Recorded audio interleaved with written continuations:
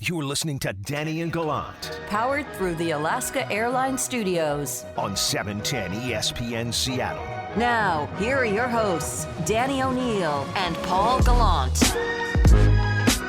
It is Danny and Gallant, and we got a new member of the family here at 710 ESPN Seattle, and we're really excited because we're now less than 2 weeks away from the start of the season of the XFL Seattle Dragons, and we join now by Ryan Gustafson, the president of the Dragons, because they are our newest partners here. And I just want to say we're really excited about this opportunity, Ryan, and excited to be part of your first season here in the XFL. Likewise, guys. We're super excited about being part of your family and, telling the story of the Dragons through our partnership with ESPN. So thank you so much. We're honored to be in this partnership and excited about what it's going to be. You guys are off to a great start, too. Number one in ticket sales? Yeah, there was an article that came out last week. Seattle has the best fans in the world, so none of this surprises us, but it's also about building for the long term. So we're excited about where we are today and going to continue to build it, and just couldn't be more thrilled about the crowd that will be there come a couple weeks from now. We are talking to Ryan Gustafson. Just to let you know a little bit of the programming that's going to go along with the partnership. Jim Zorn, former Seahawks quarterback, who is now, I guess, has a role in his second expansion franchise. He was part of the Spirit of 76 when the Seahawks launched, was, as Jim Morris said, the ideal quarterback for an expansion team because of his ability to run around. He's the Dragons coach, and he's going to take part in a coaches show that will air every Monday. That'll be during the John Clayton Show. On Wednesday nights, we're going to have a 1-hour Dragons Insider, which will be hosted by our very own Lydia Cruz, which should be extremely exciting. Ryan, you mentioned the schedule. February 8th, you'll open. That game's on the road at Washington, D.C., televised on ABC. And the next week, in February 15th, you'll be at home at CenturyLink Field. What are the fans who are coming out? What can they expect to see when your team takes the field? That's a great question. I mean, I think Coach is super excited about the talent that we have on our roster. Names that our fans are already recognized: Casey Williams, Keenan Reynolds, B.J. Daniels. We have a really talented roster. I think people are going to see authentic football with a bit of a little twist on it to speed up the game, make it more engaging, and I think we're going to have a product on the field that people are going to be really honored to be a part of. From a fan standpoint, I think you're going to see us be accessible. People are going to have new experiences as part of our game that they've never seen before, and we want to bring our fans closer to the game than they've ever been before. Everything we do is for the love of football, and we want our fans to be part of everything that we do.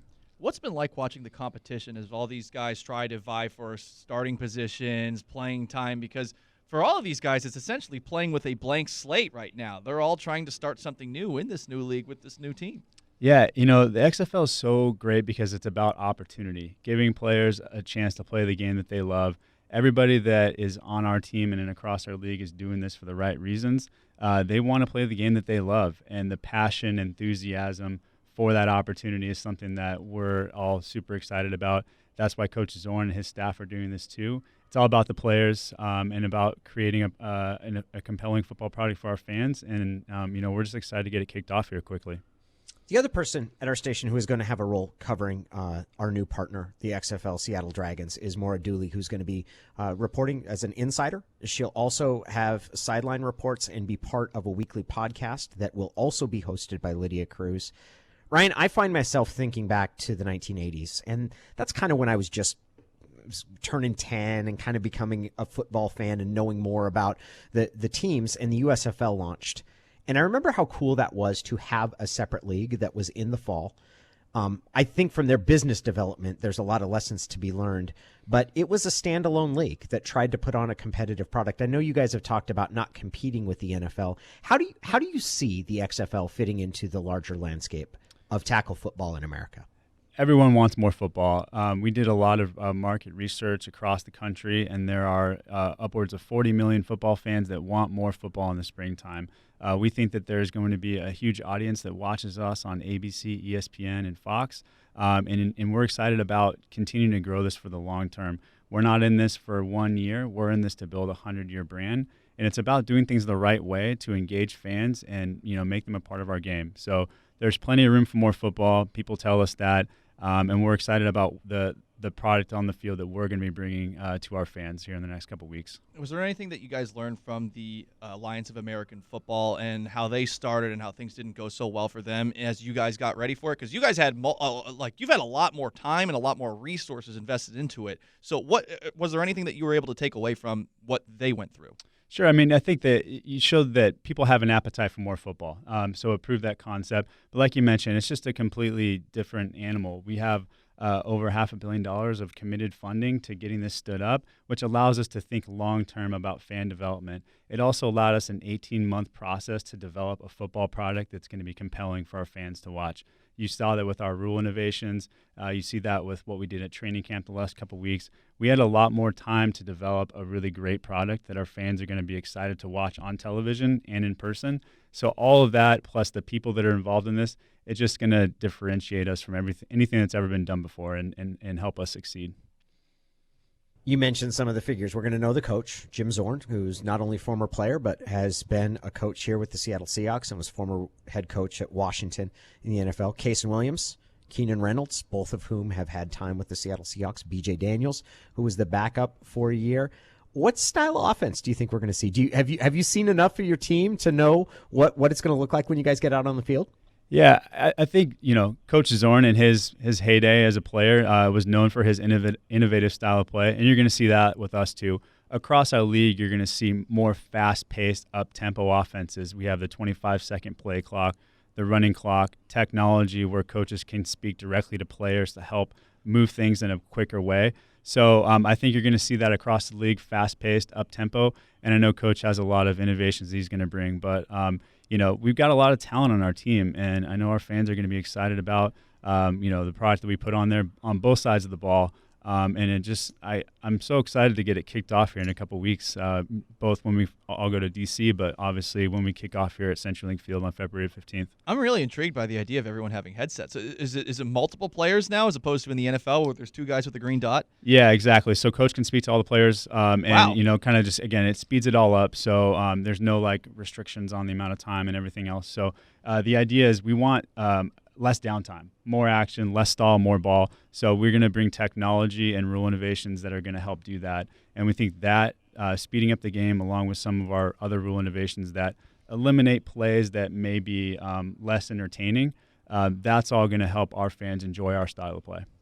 The other thing that I thought was so interesting is quarterbacks. We just talked about Gardner Minshew, who is going to be competing for a spot with the Jacksonville Jaguars, but in a different way, if he doesn't end up transferring to Washington State, that was the guy that was kind of at the brink of football in some ways. He was maybe going to transfer for a graduate assistant position at Alabama.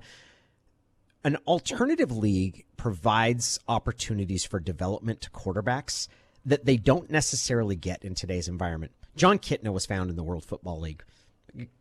Kurt Warner had time in the Arena Football League. I'm really excited to see, and I know you guys put a huge emphasis on finding quarterbacks, because I think that that's a huge opportunity to make future stars, not just in the XFL, but maybe guys that we will see in the NFL at some point. Yeah, you guys mentioned Kurt Warner in the last segment. I thought that's a really great example of someone who was playing in an alternative football league who got his chance and really now has become a Hall of Famer. Quarterback play is incredibly important to the quality of play across any football league, and we've done a lot of time and investment into making sure that we have the best quarterbacks out there. There's no shortage of talent, football talent out there. And the guys that we have on our roster and across our league, there's some well-known names and there's some less-known names that will become well-known just because they're going to be playing on national television in front of big crowds.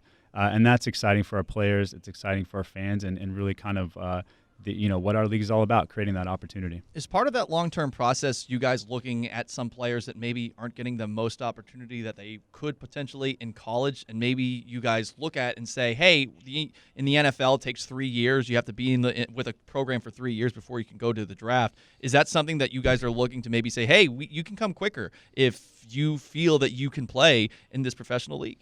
Yeah, I mean, we aren't subject to the same rules as the NFL with 3 years between high school and being drafted. It's not a central part of our player acquisition strategy. But as we get this built out, it's certainly something that you could see happen. And, I think our main goal is to make sure we have the most talented players out there to create a really entertaining product for people to watch on television, for people to come to the games.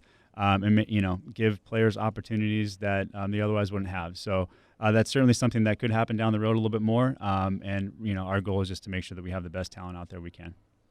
He is Ryan Gustafson, the president of the XFL Seattle Dragons, who are our newest partners here at 710 ESPN Seattle. Again, you'll be hearing the Jim Zorn Show. That'll be on Mondays during the John Clayton Show during the XFL season, which starts February 8th. You'll also have a Wednesday evening program, which will be the Dragons Insider, hosted by our very own Lydia Cruz, as well as a weekly podcast.